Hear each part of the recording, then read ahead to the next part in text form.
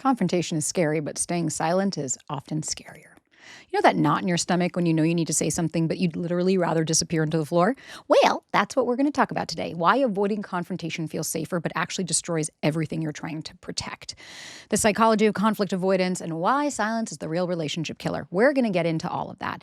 And first, I want to talk and normalize that it's okay if confrontation scares you. For a long time, it was terrifying to me. I grew up in a household where my father was very big. It was very big emotions. It was a lot of yelling and screaming and heightened. So for me, I always assumed confrontation means I'm doing something wrong. That means I'm a bad person or a bad kid.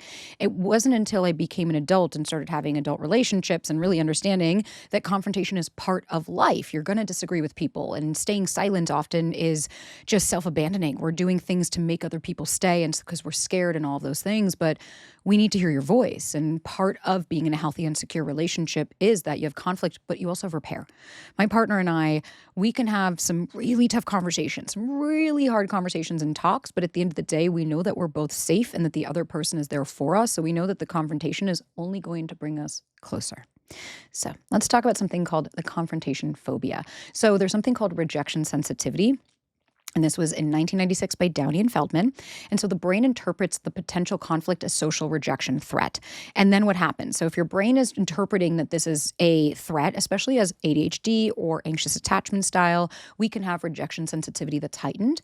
Then you'll go into something called a fawn response. And that is when your nervous system goes into people pleasing. Think about if a tiger came up and you tried to be really sweet to it because you're trying to fawn it. And there's a trauma response where you avoid conflict to maintain attachment. And then especially as women, we were taught that niceness is much bigger and more important than authenticity from childhood. And that's the social conditioning.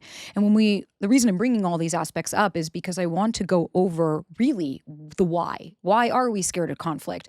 And it's not this bullshit that you fucking see on TikTok or Instagram of like, the avoidant just doesn't care about you. It's like, no, plenty of people shut down. Plenty of people remove themselves. Plenty of people feel overwhelmed with conflict because it depends on where they came from and what conflict meant in their home.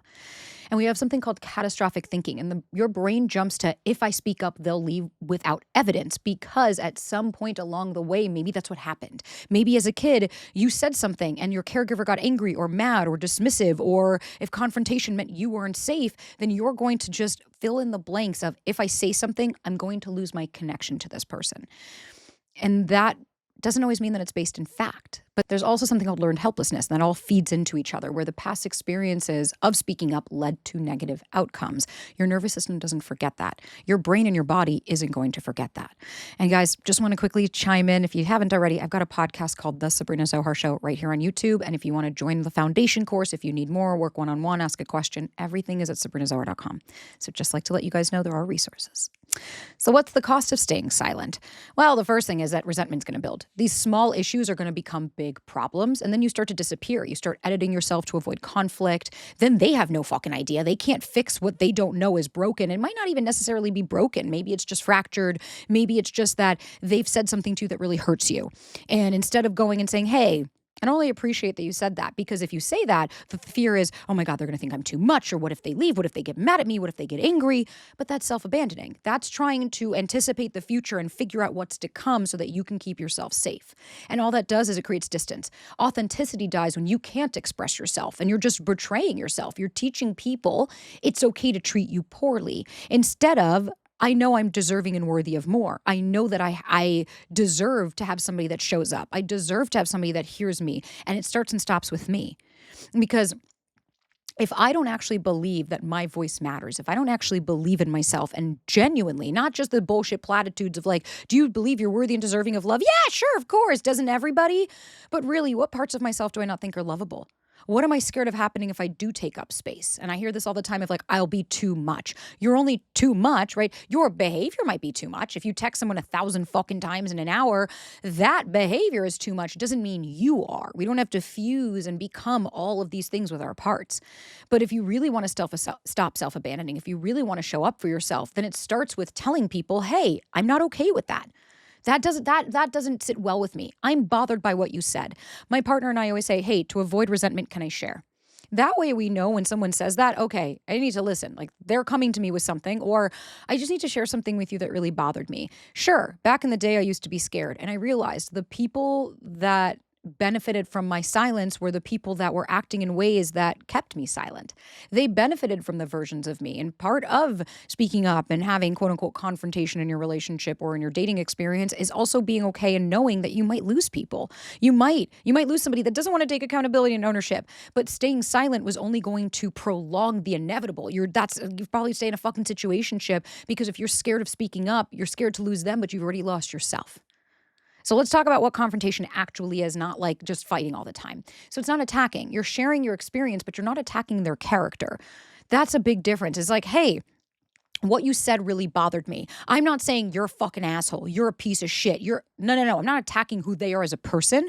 What I'm saying is this behavior evoked this within me or triggered this within me or made me feel really shitty and I wanted to bring it to your attention. You're not demanding. You're expressing your needs, but you're not making ultimatums. You're not saying like, if you don't change this, then I'm gone. Well, that's not actually being fair to your partner. And then at the end, you're also sharing information. This is how I experienced that situation. We can't expect people to read our minds. And I've had tons of podcasts and shorts on that mind reading is also part of a cognitive distortion that you think, well, they should just know. And if it's they should just know, then I'd ask, do you?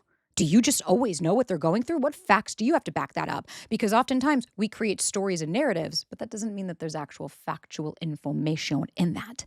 And you're also setting a boundary. You're saying, this doesn't work for me. Can we find another way? I think it's really important to learn how to take up space.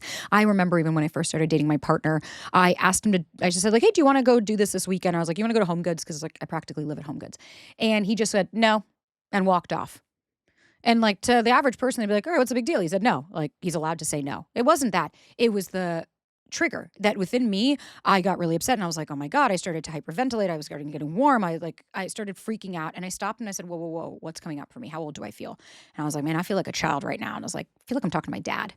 And that's what I realized. This had nothing to do with my partner. He has every right to say no. And instead of avoiding confrontation and being like, I'm just going to sit here and not say anything and then start to act different and be cold and be bitchy and meh. No, I wasn't going to fall back into my shit. I was going to come and say, hey, and I did. I said, hey, can I share something with you? And he said, yeah. And I said, I don't think you did anything wrong. And I really want to preface that. I just wanted to share that when you said no, I just felt really dismissed.